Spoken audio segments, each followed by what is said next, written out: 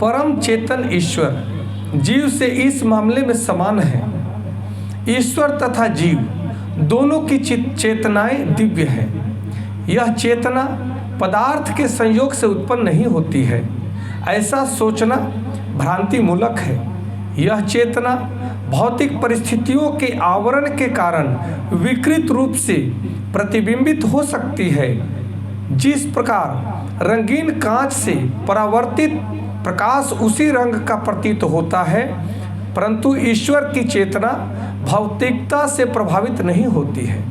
भगवान कहते हैं मया अध्यक्षेण प्रकृति, अर्थात जब वे इस भौतिक जगत में अवतरित होते हैं तो उनकी चेतना पर भौतिक प्रभाव नहीं पड़ता, क्योंकि माया के प्रकृति के माया के भगवान स्वयं अध्यक्ष हैं।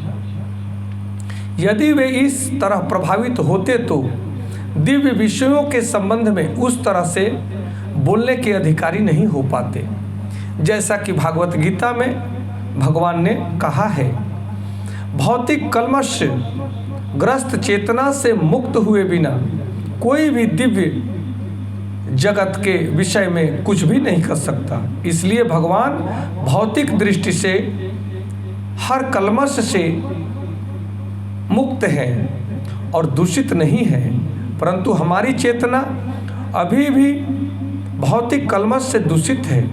भगवत गीता हमें शिक्षा देती है कि हमें इस कलुषित चेतना को शुद्ध करना है। शुद्ध चेतना होने पर हमारे सारे कर्म ईश्वर की इच्छा के अनुसार होंगे और इससे हम सुखी हो सकेंगे। ऐसा नहीं कि हमें अपने सारे कर्म बंद कर देने चाहिए, बल्कि हमें अपने कर्मों को शुद्ध करना चाहिए, और शुद्ध कर्म भक्ति कहलाते हैं। भक्ति में कर्म सामान्य कर्म प्रतीत होते हैं, किंतु वे कलुषित नहीं होते, दूषित नहीं होते।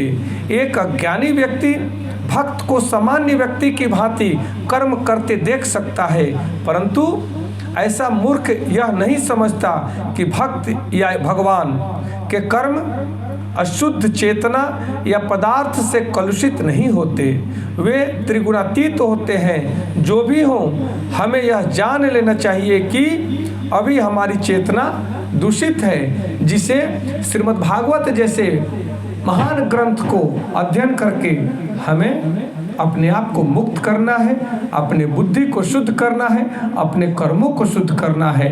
तभी हम भगवान की कृपा को प्राप्त कर पाएंगे। नमस्कार, धन्यवाद, जय श्री कृष्ण।